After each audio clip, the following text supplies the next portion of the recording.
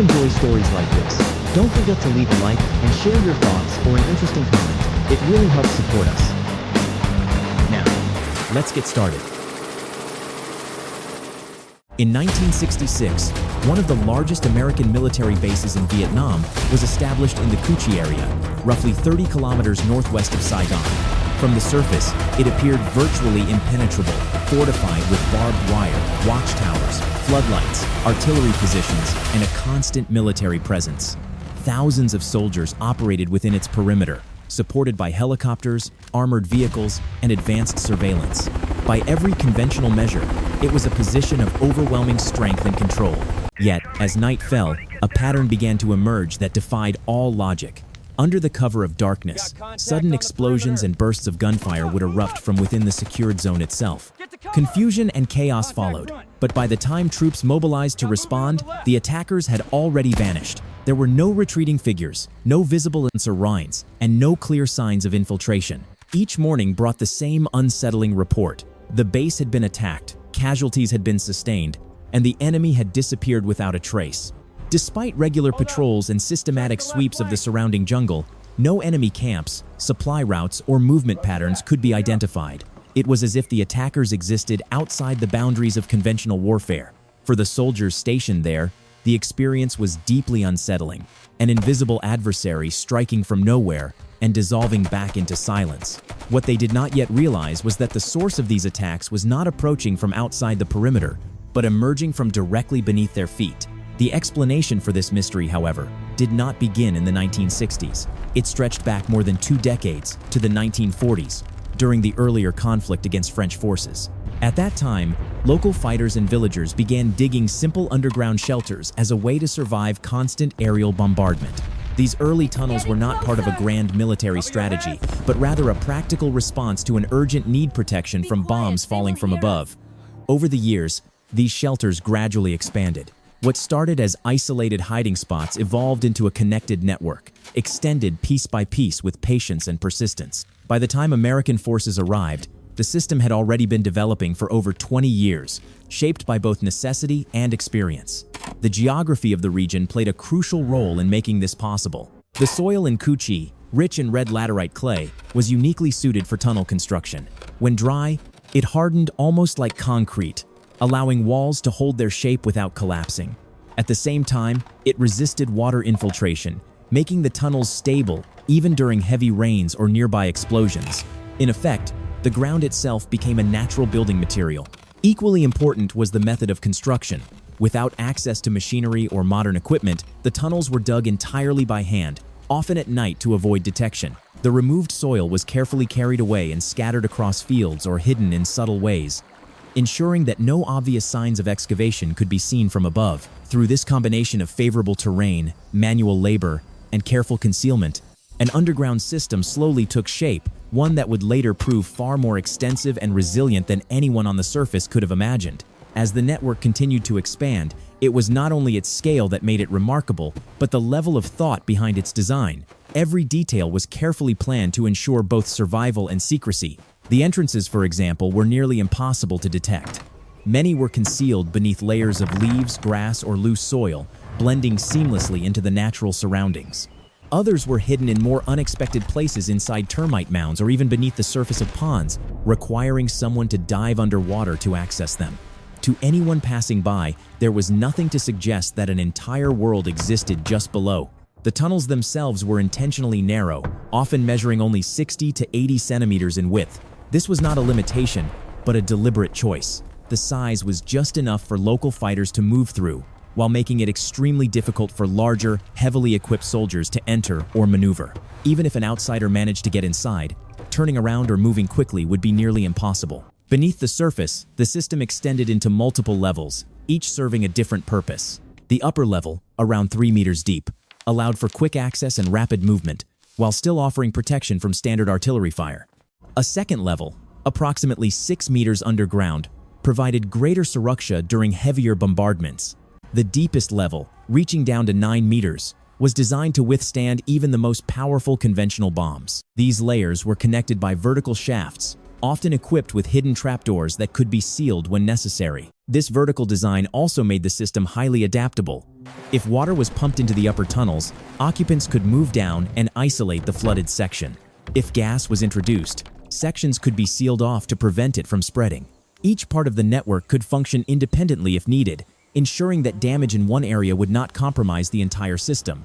In this way, the tunnels were not just passages beneath the ground, but a carefully engineered structure, one that anticipated threats and provided solutions long before those threats ever appeared. Over time, the tunnel network evolved far beyond its original purpose as a place to hide. It became, in effect, a fully functioning underground city, an entire ecosystem designed to sustain life beneath the surface for extended periods. Within its narrow passages and hidden chambers were spaces carefully adapted for different needs, allowing thousands of people to live, work, and survive without relying on the world above. Medical facilities were among the most critical components. Makeshift hospitals were established deep within the system, where wounded fighters could be treated in relative safety. Despite the limited resources, procedures were carried out under dim light, often using basic tools and improvised equipment. Nearby, small workshops were set up to repair weapons and even repurpose captured materials, turning them into usable supplies. Nothing was wasted, and every resource was carefully managed. Equally important were the living and cooking areas. Kitchens were built with ingenious ventilation systems that directed smoke through long, winding channels before releasing it far from the actual source. By the time it reached the surface, the smoke was so diffused that it became almost impossible to trace. This allowed meals to be prepared without revealing the presence of those below. Sleeping quarters, though cramped, were organized in a way that made it possible for people to rest, rotate shifts, and maintain a basic routine. Access to water was also secured through wells dug within the system, ensuring a steady supply even during long periods of isolation. Combined with storage areas for food and essential items, the tunnels could support continuous habitation for months at a time. At their peak, thousands of individuals lived underground simultaneously, forming a tightly connected community. Life in this environment was not limited to survival alone. Daily routines, relationships, and even major life events unfolded beneath the ground. People adapted to the darkness and confined spaces, creating a sense of normalcy in an otherwise extreme setting. In this way, the tunnels became more than a military structure. They formed a hidden society, operating quietly just meters below a battlefield that never realized how much life existed beneath it. Faced with a hidden system they could neither see nor fully understand, American forces turned to the most direct solution available: overwhelming firepower from above. Large-scale bombing campaigns were launched across the region, with the expectation that repeated strikes would collapse the tunnels beneath the surface. The landscape was subjected to intense aerial bombardment, leaving behind a terrain scarred by craters, shattered vegetation, and widespread destruction. From the air, it appeared as though nothing could have survived such force. However, the reality below ground told a very different story. While the upper layers of soil were heavily disrupted, the deeper levels of the tunnel system remained largely intact. Built several meters beneath the surface, these sections had been designed to withstand exactly this kind of attack. As bombs fell and the ground shook above, those inside simply moved further down, waiting for the bombardment to pass before returning to their routines. In an unexpected twist, the very destruction intended to eliminate the tunnels sometimes worked to their advantage. The craters left behind by explosions collected rainwater and created new forms of natural cover, altering the terrain in ways that made it even more difficult to detect hidden entrances. What seemed like total devastation from above failed to achieve its objective below. Instead of collapsing the underground network, the bombing campaigns revealed a fundamental limitation. Even the most powerful weapons could not easily defeat a system built to survive beneath them. When aerial bombardment failed to produce the desired results, attention shifted to a different strategy, altering the environment itself. Large areas of vegetation were targeted with chemical defoliants, intended to strip the land bare and remove any natural cover that could conceal movement or supply routes. Within a short time, dense forests were reduced to barren landscapes, exposing the ground in a way that seemed, at first, to favor those searching for hidden activity. Yet once again, the outcome did not match expectations. While the destruction above ground was extensive, the tunnel system beneath remained untouched. The underground network did not depend on trees or surface cover to function. Those living below simply stayed inside during the spraying operations, protected from direct exposure. When they eventually emerged, they found a transformed landscape, but not necessarily a disadvantageous one. With much of the vegetation gone, movement across the terrain at night became less obstructed. There were fewer natural barriers, fewer tangled undergrowths to slow progress, and fewer places where patrols could easily anticipate movement patterns. In some cases, the cleared environment even reduced the chances of accidental noise or disturbance that might reveal a position. What had been intended as a method to expose and restrict instead became, under certain conditions, an unexpected adaptation advantage. This outcome highlighted a recurring pattern. Efforts designed to control the battlefield from above often failed to account for how effectively conditions could be absorbed and adjusted to below. The tunnel system did not rely on a fixed environment, it adapted alongside it, continuing to function even as the world above was fundamentally altered. As environmental tactics proved insufficient, more direct methods were introduced in an effort to penetrate and neutralize the underground network. Engineers attempted to force water into tunnel entrances, expecting that flooding would either drive occupants out or render the system unusable. At first glance, the idea seemed practical. However, the internal design of the tunnels had already anticipated such a threat. Sections were divided by concealed, watertight doors that could be sealed quickly. When water entered one area, it was contained and isolated, leaving the rest of the network largely unaffected. Only small portions were lost, while the majority continued to function. A similar approach was taken with gas.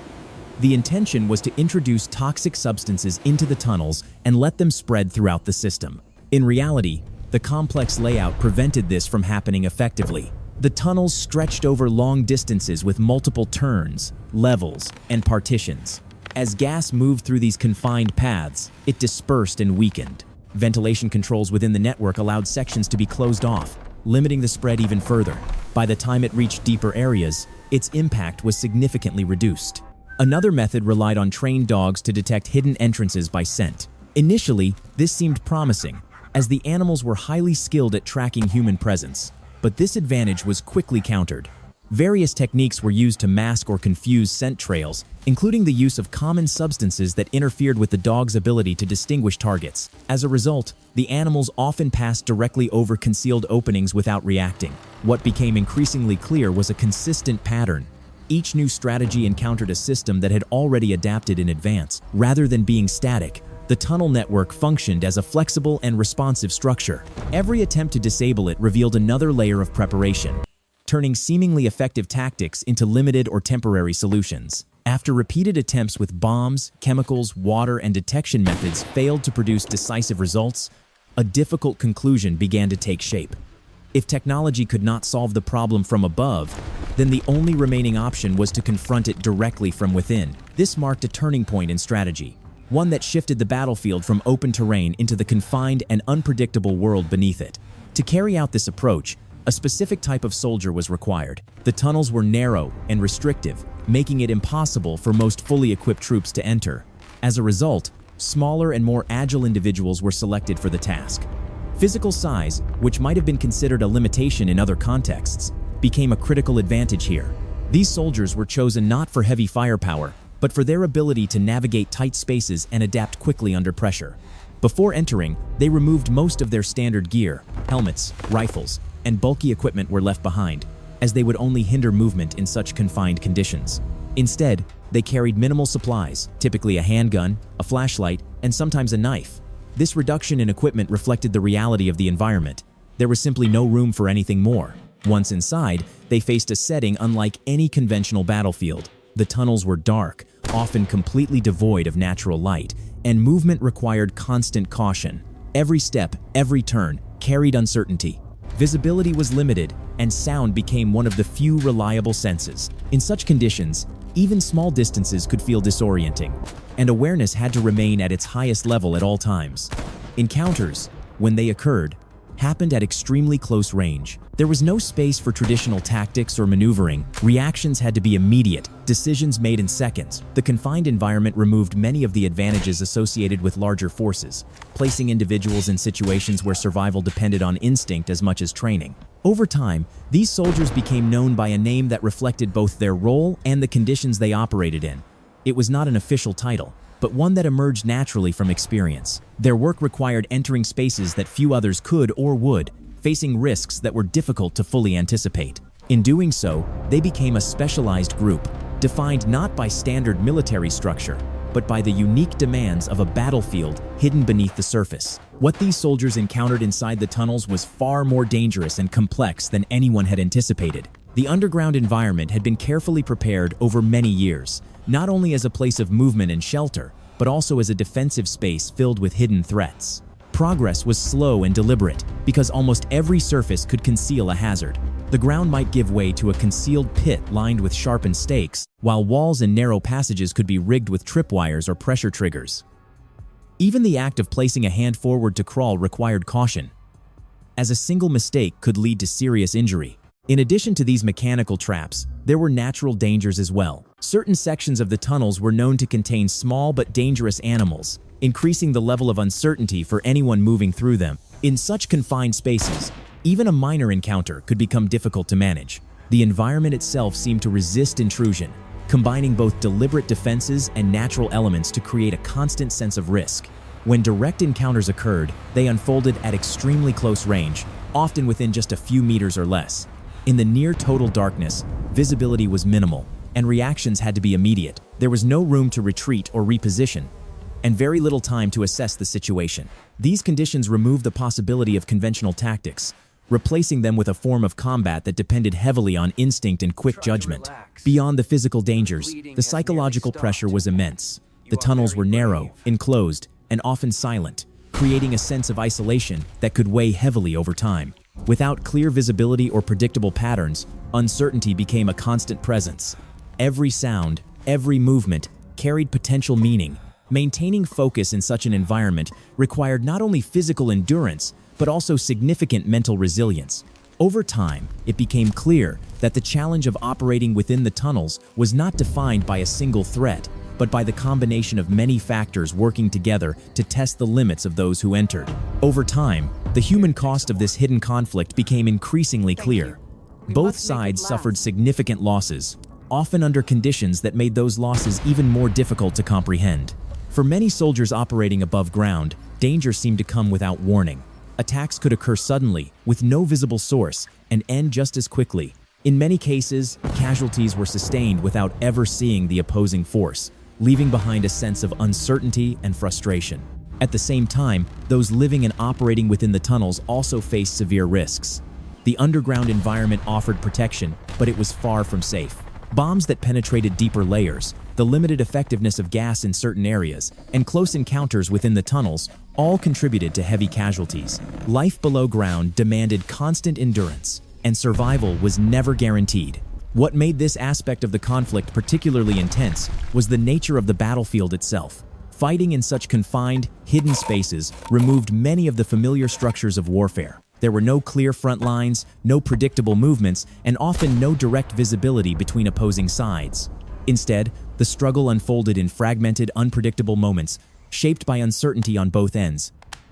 As a result, the underground conflict became one of the most demanding and difficult parts of the broader war. It was not defined solely by large-scale operations or visible engagements, but by a continuous series of unseen encounters that carried a heavy toll for everyone involved. In the end, despite years of sustained effort and the use of advanced military resources, the objective remained unfulfilled.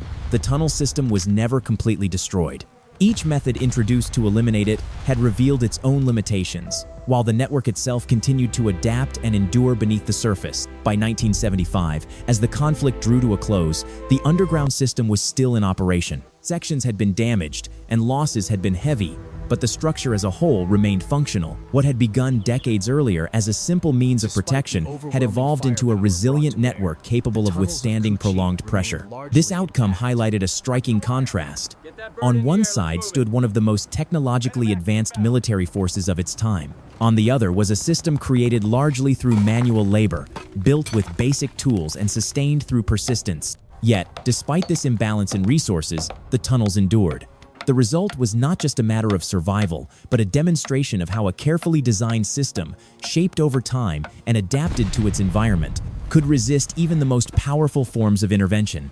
Looking back, the story of the tunnel system reveals a broader lesson that extends beyond a single conflict. It shows that technological superiority, while powerful, is not always decisive on its own. Advanced equipment, large-scale operations, and overwhelming resources can shape the battlefield, but they do not automatically determine the outcome. What proved equally important was the ability to adapt. The underground network was not static, it evolved over time, responding to new threats and adjusting its design and methods accordingly. Simple tools, when combined with careful planning and deep familiarity with the environment, became part of an effective strategy. Each challenge was met with a practical solution, often developed under pressure and refined through experience. At the same time, the role of human determination cannot be overlooked. Operating under constant danger, with limited resources and few alternatives, required persistence at every level. When options were reduced, the response was not to withdraw, but to find another way to continue. This willingness to endure and adapt allowed the system to function even under conditions that might have seemed impossible. In this way, the tunnels stand as an example of how resilience, strategy, and adaptability can work together to counterbalance even the most significant differences in power.